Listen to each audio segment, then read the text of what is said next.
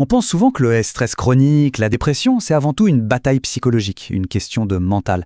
Mais si le combat se jouait en fait à un niveau bien plus profond, et si tout ça commençait par un pépin, un dysfonctionnement quasi mécanique au cœur même de nos neurones.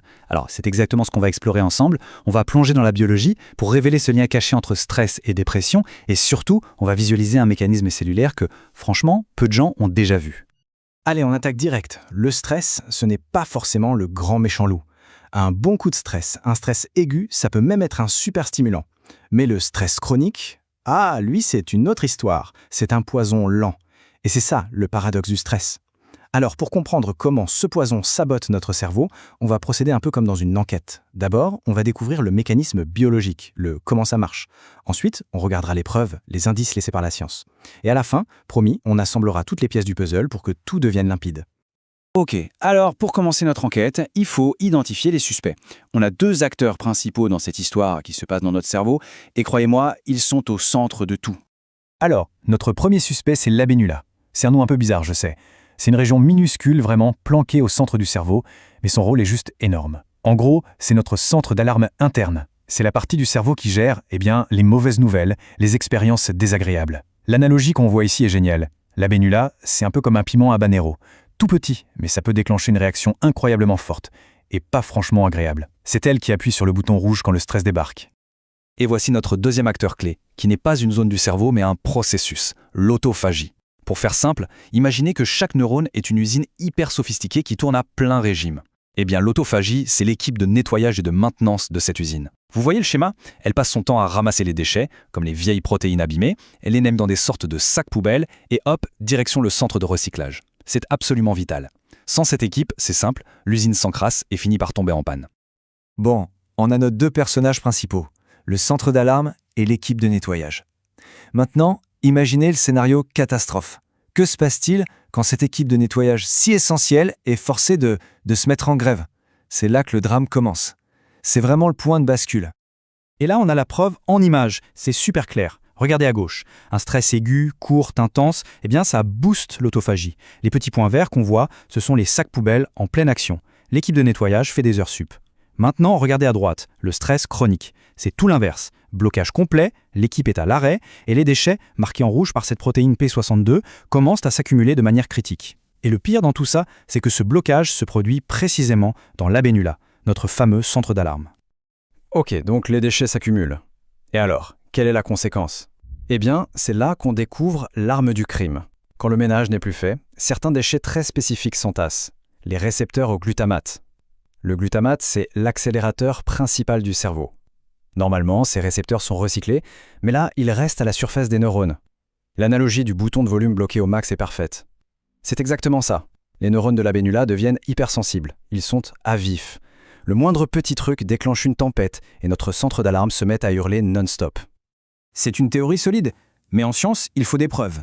Et la preuve la plus solide, elle vient d'un domaine un peu inattendu, la pharmacologie. C'est là qu'on va trouver la confirmation quasi certaine que cette piste, c'est la bonne. Alors là, accrochez-vous parce que c'est vraiment fascinant. Des chercheurs ont regardé deux antidépresseurs qui n'ont, à première vue, rien à voir. D'un côté, la paroxétine, un classique, un ISRS. De l'autre, la kétamine, qui agit de manière totalement différente et beaucoup plus vite. Et ils ont trouvé quoi? Un point commun totalement inattendu. Le tableau le montre bien, ces deux molécules si différentes font exactement la même chose à cet endroit précis. Elles relancent la machine de nettoyage, elles réactivent l'autophagie dans l'abénula. En gros, elles disent à l'équipe de nettoyage, allez, on se remet au boulot? Et ça, c'est la preuve ultime, le smoking gun comme on dit dans les polars. C'est l'expérience qui tue le débat. Si on bloque volontairement l'autophagie chez une souris, si on empêche l'équipe de nettoyage de travailler, alors la paroxétine et la kétamine ne fonctionnent plus du tout. Elles deviennent inefficaces. Ça prouve que relancer le nettoyage, ce n'est pas juste un petit effet secondaire sympa, non, c'est le mécanisme d'action centrale. C'est comme ça que ça marche. D'accord, mais il reste une question. Qui est-ce qui met des bâtons dans les roues de l'équipe de nettoyage? Qui appuie sur le frein? On a trouvé le complice. C'est une protéine qui s'appelle mTOR. C'est simple, le stress chronique active mTOR, et mTOR bloque l'autophagie. La boucle est bouclée. Et on a même une preuve pharmacologique pour ça aussi. Une molécule, la rapamycine, qui justement inhibe mTOR. Et qu'est-ce qui se passe quand on l'utilise? On relâche le frein, l'autophagie redémarre, et ça a des effets antidépresseurs. La logique est juste parfaite. Bon, On a tous nos indices, toutes nos pièces, c'est le moment de tout mettre ensemble et de regarder le tableau final. De voir cette fameuse cascade du stress en action. Et là voilà, cette fameuse boucle infernale. Ce schéma, il résume absolument tout. Suivez bien. Le stress chronique arrive, hop, ça active la protéine mTOR. mTOR, on l'a vu, met un stop au nettoyage à l'autophagie. Du coup, les récepteurs au glutamate s'accumulent. Les neurones du centre d'alarme deviennent survoltés, hyper réactifs. Cette surexcitation crée les signaux de détresse qui mènent aux symptômes dépressifs. Et le pire, c'est que ces symptômes sont eux-mêmes une source de stress. Et la boucle recommence. C'est un cercle vicieux qui s'auto-alimente. Ok, comprendre ce mécanisme, c'est une chose. C'est déjà énorme.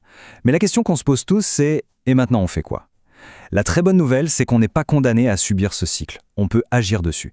Alors voyons un peu comment on peut reprendre les commandes. La science nous donne plusieurs pistes, plusieurs leviers pour renforcer ce système de nettoyage. On en a listé 5 ici. D'abord, tout ce qui est routine, prévisibilité. Le cerveau adore ça. Ça lui envoie un message de sécurité. Ensuite, évidemment, le sommeil réparateur. C'est la grande période de nettoyage pour le cerveau. Troisièmement, un truc un peu contre-intuitif, le bon stress. Le stress dit hormétique. C'est un stress court et intense, comme une séance de sport ou une douche froide. Ça renforce nos cellules. Quatrièmement, les techniques de respiration, la pleine conscience. Tout ce qui aide à calmer la machine. Et enfin, celui qui est peut-être le plus important, la connexion sociale. Le lien avec les autres, c'est notre anti-stress le plus puissant. Voilà, je crois que cette phrase résume tout. Plus qu'une émotion, une physiologie. La dépression, le stress chronique, ce ne sont pas des faiblesses de caractère, ce sont les conséquences bien réelles de processus biologiques qui changent notre cerveau. Et ça, c'est un message hyper important.